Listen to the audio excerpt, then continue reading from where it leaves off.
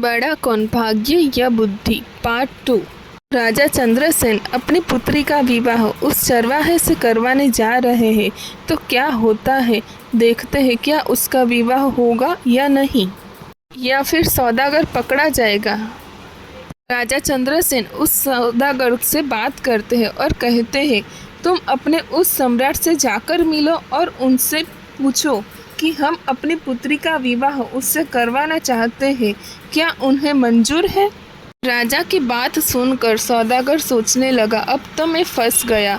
मैं तो यह जूते किसी राजा से नहीं लाता बल्कि एक चरवाहे से लेकर आता हूँ, लेकिन अब तो मैं झूठ बोल चुका हूँ। अब मेरा क्या होगा। मैं तो अपने ही बोले हुए झूठ में फंस चुका हूँ। राजा ने सौदागर को आदेश दिया। सौदागर उसे राजा के पास जाने के लिए निकल गया और किसी भी तरह उन्हें तैयार करके लेकर आओ, वैसा आदेश राजा ने उनको बोला। वह हमारी पुत्री से विवाह करे। अब तो सौदागर और चिंता में पड़ गया। वह राज दरबार से वापस आ गया। अपने घर जाकर उसने दोबारा अपने ऊँटों पर पित्तल लाद कर व्यापार करने के लिए चल पड़ा। जब वह दोबारा जंगल में पहुंचा तो सोचने लगा, अगर यहाँ मुझे वह चरवाहा नहीं मिलता तो मुझे वह सोने के जूते भी नहीं मिलते, और वे जूते मैं राजा को नहीं लेकर देता, और मैंने जब दिए तो अब मैं बुरा फंस गया हूँ। आखिरकार झूठ बोलकर मैं राजा के क्रोध का शिकार नहीं बनना चाहता। इस चरवाहे के चक्कर में तो मुझे भी राजा के क्रोध का शिकार बना दिया। यदि चरवाहा मुझे न मिलता तो मैं इस धर्म संकट में नहीं फंसता। सौदागर उस चरवाहे की झोपड़ी की ओर जा पहुंचा। चरवाहा अपनी झोपड़ी पर सौदागर को आया देखकर बहुत खुश हो गया, क्योंकि वही सौदागर उसके खाने पीने की व्यवस्था करता था। कभी उसे अनाज देता था, कभी सौदागर से पूरा भुना हुआ चने की बोरियां दे के जाता था। चरवाहा तो सौदागर को देखकर बहुत खुश हुआ और बोला, आइए सौदागर आइए, आपका स्वागत है। सौदागर वहीं उसके घर पर ही रुक गया। उसने अपने ऊँटों से पित्तल उतारकर एक तरफ रख दिया और फिर चरवाहे से बातें करने लग पड़ा। इस समय भाग्य उस चरवाहे का साथ दे रहा था। बातें करते करते चरवाहा पित्तल के बोरे की तरफ बैठ गया। जैसे ही वह बैठा तो सभी बोरों में भरा हुआ पित्तल सोने में बदल गया। चारों तरफ सोना जगमगने लगा। यह देखकर सौदागर को यह विश्वास हो गया कि यह व्यक्ति या तो कोई जादूगर है या फिर ईश्वर का कोई बहुत बड़ा भक्त है। इस पर ईश्वर का विशेष कृपा है। अब सौदागर अपने बोले हुए झूठ के जाल में और फंसता जा रहा था। उसके मन में विचार आया, मेरे पास धन की कमी नहीं है। मैं ऐसा करता हूँ कि इस चरवाहे को ही राजा बना देता हूँ, सम्राट घोषित कर देता हूँ। मेरे पास अब धन और सोने की कोई कमी नहीं है। मैं इसके लिए यहाँ जंगल में बहुत बड़ा किला बनवा देता हूँ, दुर्ग बनवा देता हूँ और उसका मालिक इसे ही बना देता हूँ और उसका मंत्री मैं बन जाऊँगा। यहाँ के जो जागीरदार है उनसे बहुत सारी ज़मीन खरीद लूँगा। इस महीने के 2 महीने बाद राजा के पास जाऊँगा और बता दूँगा यही सम्राट है। अब सौदागर षड्यंत्र रचने लगा। भाग्य बुद्धि से कहने लगा, बुद्धि तुम देखती जाओ मैं क्या करता हूँ, देखना यही सौदागर अब चरवाहे को सम्राट बनाएगा। बुद्धि ने फिर से भाग्य से कहा, कहीं ऐसा ना हो कि राजा बनते बनते यह मर ही जाए, क्योंकि इस समय इसके पास बुद्धि नहीं है। क्योंकि इस समय इसके पास बुद्धि नहीं है, ऐसा बुद्धि 2 बार बोलती है। तब भाग्य बड़ा क्रोधित होकर बोलता है, तुम अपना ज़्यादा दिमाग मत लगाओ, यह सम्राट अवश्य बनेगा। दूसरी ओर सौदागर चरवाहे से कहने लगा, चरवाहे मैं तुम्हें यहाँ का सम्राट बना देता हूँ और तुम्हें रहने के लिए एक बड़ा महल भी दिलवा देता हूँ। सौदागर में बुद्धि थी, क्योंकि उसका साथ बुद्धि दे रही थी, लेकिन बुद्धि ने चरवाहा से और उसकी माता के साथ उसने साथ छोड़ दिया था। चरवाहा सौदागर से बोला, भाई ठीक है, तुम्हें जो ठीक लगे वह करो, लेकिन एक बात है, मेरी इन बकरियों को मत छोड़ना। मैं इन्हें बकरियों के साथ हमेशा रहना चाहता हूँ, अपने पास ही रखूँगा। चरवाहा तो ऐसा कहने लगा। चरवाहे में बुद्धि नहीं थी, इसलिए। ऐसा सुनकर सौदागर सोचने लगा, यह व्यक्ति कितना मूर्ख है। मैं इसे राजा बना रहा हूँ और इसे बकरियों की पड़ी है। यह कैसी बात कर रहा है। फिर भी सौदागर बोला, ठीक है। सौदागर को मन ही मन राजा का डर सता रहा था। राजा ने उसे कहा था कि तुम्हें किसी भी हालत में सम्राट से पूछ कर आना है और मेरी लड़की का विवाह उसके साथ करवाना है। इसलिए चरवाहे को सम्राट बनने के चक्कर में सौदागर ने चरवाहे की बात पर ध्यान नहीं दिया। उसने किले की नींव डलवा दी और निर्माण शुरू करवा दिया। जल्दी ही उसने एक बहुत बड़ा, सुंदर और शानदार महल बनवा दिया। सौदागर ने आसपास के सभी जागीरदारों से ज़मीन खरीद ली और चरवाहे के लिए एक सेना भी बनानी शुरू कर दी। नौकर चाकर, दास दासियाँ रखे। यह सब देखकर वह बुद्धि चरवाहा मन ही मन सोचने लगा, ना जाने यह सौदागर कहाँ से आ गया। इसने तो हमारी ज़िंदगी खराब कर दी। अब तो मुझे अपनी बकरियों को चराने के लिए भी समय नहीं मिलता है। यह हमेशा बातें करने में लगा रहता है। चरवाहे का तो अब वही हाल था। वह बकरियों को जंगल में ले जाता और चरा कर वापस लेकर आता। सौदागर ने उसके लिए राजसी वस्त्र सिलवाए, उसके शीश पर मुकुट रखा, लेकिन चरवाहे ने अपना स्वभाव नहीं बदला। वह सौदागर से कहने लगा, तुम्हें जो भी ठीक लगे वह करो, परंतु मेरी बकरियाँ कहीं जानी नहीं चाहिए। अगर मेरी बकरियाँ कहीं चली गई तो मैं तुम्हें जीवित नहीं छोड़ूंगा। तुमने इतनी भीड़ इकट्ठा कर ली है, हमारा जीवन खराब कर दिया है। सौदागर कहने लगा, अरे सौदागर, मैंने तो तुम्हें राजा बना दिया है, मैं तुम्हारा मंत्री बनूंगा, लेकिन चरवाहे की समझ में यह सब कुछ नहीं आ रहा था। दोस्तों, अब भाग्य बुद्धि से कहने लगा, बुद्धि देखो, मैंने इस चरवाहे को राजा बना दिया है। अब यह एक किले का मालिक बन चुका है। बुद्धि कहने लगी, अरे भाग्य, तुम क्यों झूठ बोल रहे हो। यहाँ बैठे हुए समस्त देवता इस बात का फैसला करेंगे, राजा बना दिया है या नहीं। यह अब भी वह चरवाहा ही है। दोस्तों, अब ब्रह्मदेव कहने लगे कि भाग्य, इस चरवाहे में तो अभी तक कोई परिवर्तन नहीं हुआ। यह अब भी वही चरवाहा है। अभी तुम जीते नहीं हो। अब तो बुद्धि बोलने लगी कि ब्रह्मदेव, ऐसा होगा कि नहीं, क्योंकि जब तक मैं चरवाहे का साथ नहीं दूंगी तब तक चरवाहा राजा तो बनेगा ही नहीं, बल्कि उसके प्राण भी संकट में आ जाएंगे। यह मूर्खता करेगा और मारा जाएगा। परंतु भाग्य बोला, बुद्धि, मैं उसका साथ दूंगा, तुम कुछ नहीं कर सकोगी। तुम बैठी रहो और तमाशा देखती रहो। भाग्य फिर से उस चरवाहे के पास आ जाता है। सौदागर ने तो क्या किया, उसने जो चरवाहे की 3 बकरियां थी उन्हें भी किसी बकरियां खरीदने वाले को बेच दिया। जैसे ही उस चरवाहे को अपनी बकरियों के बिकने का पता चला तो वह ज़ोर ज़ोर से चिल्लाने लगा और रोने लगा।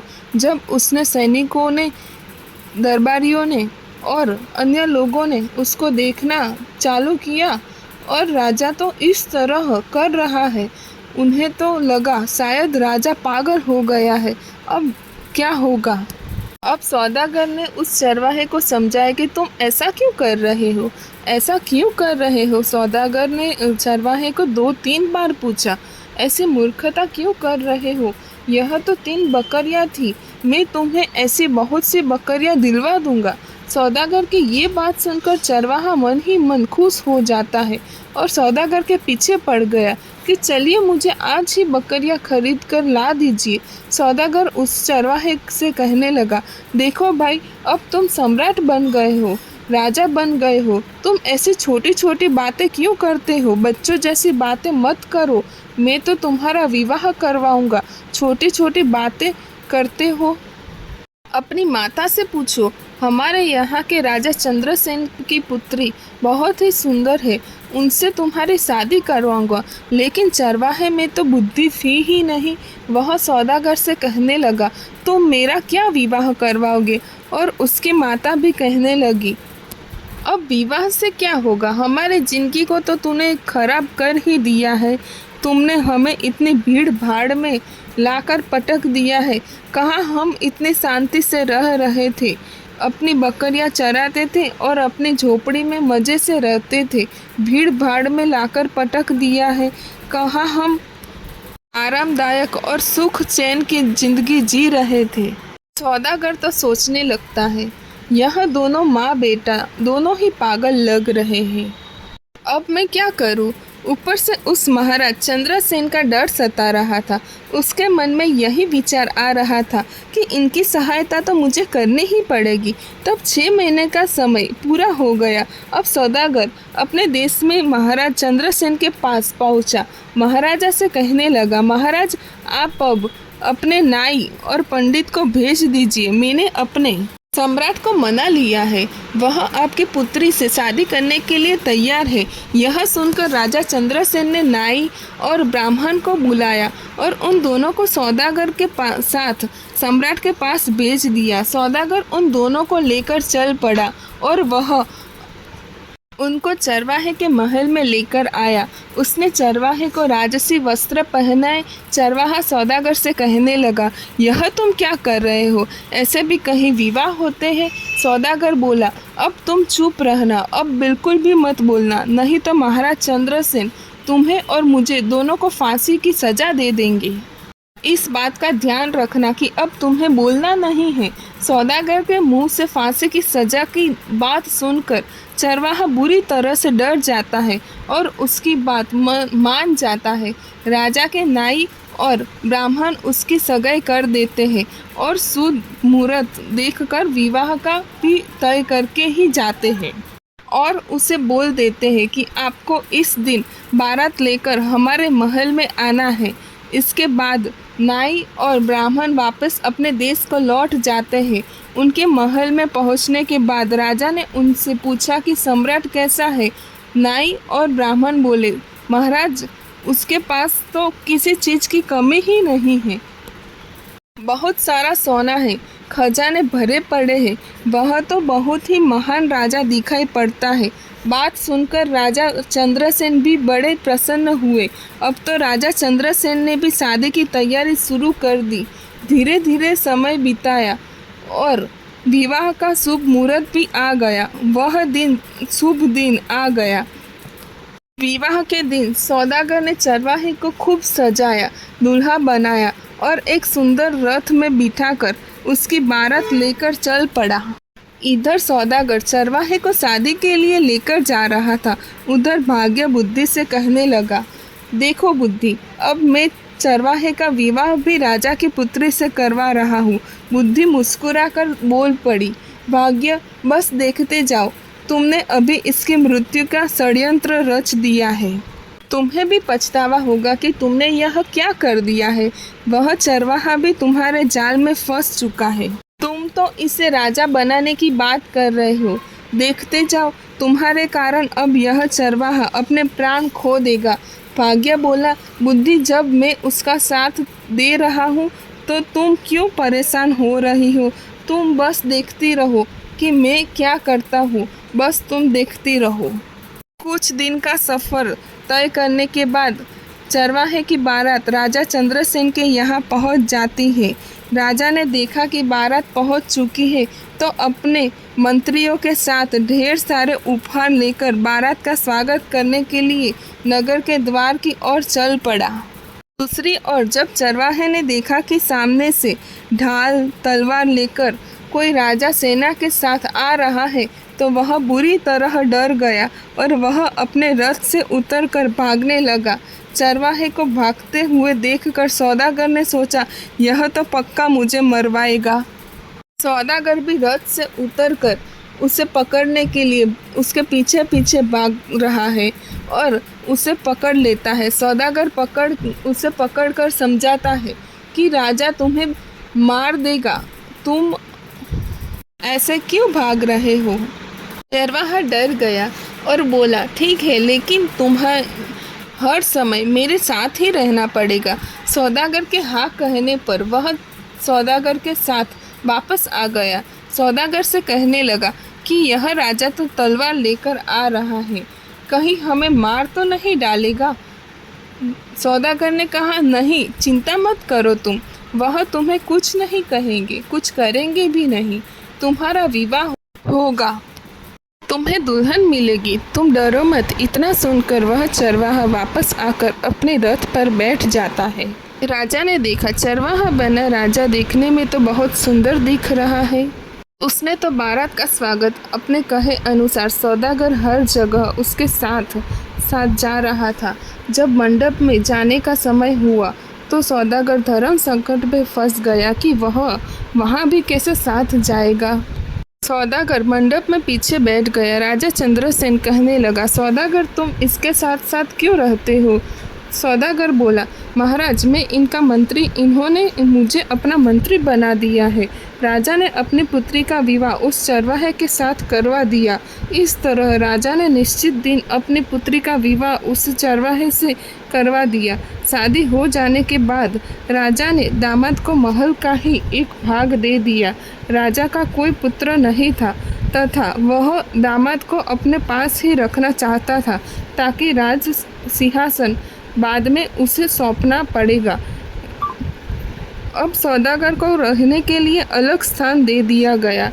सौदागर मन ही मन घबरा रहा था कि कहीं चरवाहा भेद ना खोल दे। चरवाहा बहुत प्रसन्न था। कहने लगी, देखकर भाग्य मुस्कुराई। बेवकूफ बन रहे हो, तुम जानते हो कि उसे मैंने इसका ही नहीं राजा की पुत्री के साथ करवा दिया है। वह क्या होता है वह तो कुछ जानता ही नहीं है। उसकी तो मृत्यु निकट आ गई है, वह तो मरने वाला है। भाग्य कहता है, यह तुम क्या कह रही हो। मैं सच कह रही हूँ। मैंने जब इसका साथ छोड़ा था यह तो उसी समय मर गया था, क्योंकि बुद्धिहीन व्यक्ति तो वैसे ही मृतक के समान होता है। अब यह बेचारा मारा जाएगा, तुम तो बस इसे बचाने की कोशिश करो। अब यह मरने वाला है, आप इसे बचाइए। भाग्य बोला, यह मरेगा क्यों, इसकी शादी हो गई, अब यह आराम से वहाँ पर रहेगा और फिर सम्राट बनेगा। राज परिवार की परंपरा अनुसार राजकुमारी मधु के वेश में सज सवर कर बन ठन कर रात को अपने पति के कक्ष में गई। चरवाहे ने इतनी सुंदर से सजी धजी आभूषणों से लदी कन्या सपनों में ही देखी थी। वह तो डर गया। बुद्धिहीन चरवाहा बचपन में अपनी दादी की सुनाई कहानी याद आ गई, जिसमें एक राक्षसी सुंदरी का भेष बनाकर गांव में सजी धजी एक पुरुष को खा जाती है। उसके मन में विचार आया, यह कोई राक्षसी तो नहीं है जो उसे खाने के लिए आई है। उसने बचपन में सुन रखा था कि राक्षसी सुंदर रूप धारण करके आदमियों को खा जाती है और उसका खून पी जाती है और उन्हें मार डालती है। उसने सोचा, राक्षसी के हाथ पड़ने से तो अच्छा है मैं यहाँ से भाग जाऊँ। यही सोचकर वह उठा और राजकुमारी को धक्का देकर गिराया और चिल्लाता हुआ कमरे से निकल भागता भागता वह सीधे नदी के किनारे पहुंचा और पानी में कूद गया। जब उसे पानी में भी अपनी मृत्यु दिखाई दी तो वह पानी से निकला और नदी के किनारे पर बैठ गया। राजकुमारी के अपमान की बात सुनकर राजा आग बबूला हो गया और राजा ने अपने सैनिकों को जल्दी से चरवाहे को ढूंढ निकालने के लिए भेजा। राजा के सैनिकों ने उसे एक नदी के किनारे बैठा हुआ देखा। राजा के पास लेकर गए वो तो अब राजा को तो क्रोध आ गया। उसने चरवाहे को कठोर दंड देने का निश्चय किया। राजा ने आदेश जारी कर दिया कि अगली सुबह उसे मृत्यु दंड दिया जाएगा। इसे कारागार में से देखते हुए अपना माथा ठोक रहे थे और सोच रहे थे, यह तो बिल्कुल मूर्ख है। मेरी सारी योजना ही इसने चौपट कर दी। तब भी बुद्धि मुस्कुराते हुए उसके पास आई। बुद्धि ने भाग्य से कहा, आखिर तुम हार ही गए। देख लिया तुमने, तुम्हारे लाख राजा बनाने से भी वह चरवाहा राजा नहीं बन सका। इस आदमी को सजा होने जा रही है। इसे भाग्य से कहा, देखा भाग्य, वह राजा बन ना सका, अब इस आदमी को सजा होने वाली है। बुद्धि भाग्य से कहने लगी, अब यह चरवाहा मरने वाला है। बोलो क्या कहते हो। निराश होकर भाग्य बोला, अगर तुम इस आदमी को बचा लो तो मैं हार मान लूँगा। बुद्धि ने हंसकर कहा, तो ठीक है, अब मेरा कमाल देखो, मैं इसे कैसे बचाती हूँ। इतना कहकर बुद्धि ने चरवाहे में प्रवेश कर लिया। जैसे ही बुद्धि चरवाहे में प्रवेश कर लिया, वैसे ही चरवाहा अपने बचाव के लिए नई नई तरकीब सोचने लगा।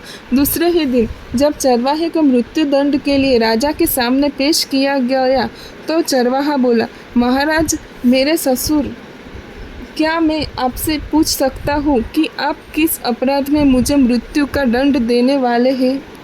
राजा बोला, तुमने मेरी पुत्री का तिरस्कार करके मेरा घोर अपमान किया है, इसका तुम्हें दंड दिया जाएगा। तब चरवाहा बोला, राजन, मेरे कुल में मान्यता है कि विवाह के पश्चात पहली रात को यदि वर वधू की जानकारी में कोई व्यक्ति नदी में डूब मरे तो वधू विधवा हो जाती है या संतानहीन रह जाती है। जब आपकी पुत्री कमरे में आई तभी नदी की ओर से बचाओ बचाओ के चिल्लाने की आवाज़ आ रही थी। वह मेरे कानों में आ पड़ी। मैं अपने आप को रोक नहीं पाया। तुरंत उठकर डूबने वाले को बचा लिया, नदी पर जाकर उसे बचा लिया। अगर किसी को बचाना ही मेरा दोष है तो आप अवश्य मुझे दंड दे। चरवाहे की बात सुनकर राजा बहुत प्रसन्न हुआ और उठकर चरवाहे को गले से लगा लिया। वह बोला, हमारे बाद तुम ही इस देश के राजा बनोगे। पिता पुत्री लज्जित होकर अपने अस्त्र व्यवहार के लिए माफ़ी मांगी और फिर तीनों खुशी खुशी महल के अंदर चले गए। उधर ब्रह्मा के दरबार में बुद्धि और भाग्य का फैसला हो चुका था। समस्त देवता बुद्धि की जय जय करने लगे। भाग्य, तुम कुछ नहीं कर सकते। जिसका साथ बुद्धि नहीं देगी वह कुछ नहीं कर सकता।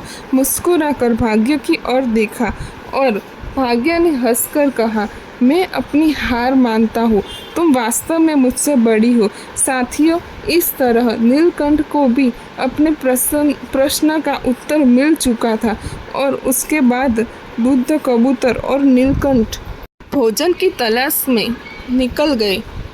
दोस्तों, उम्मीद है आपको कहानी अच्छी लगी होगी। कहानी पसंद आई हो तो वीडियो को लाइक करके चैनल को सब्सक्राइब कर लेना, साथ में बेल आइकन को भी दबा देना। आपको एक और मज़ेदार कहानी के साथ फिर से मिलते हैं। धन्यवाद। जय श्री कृष्णा।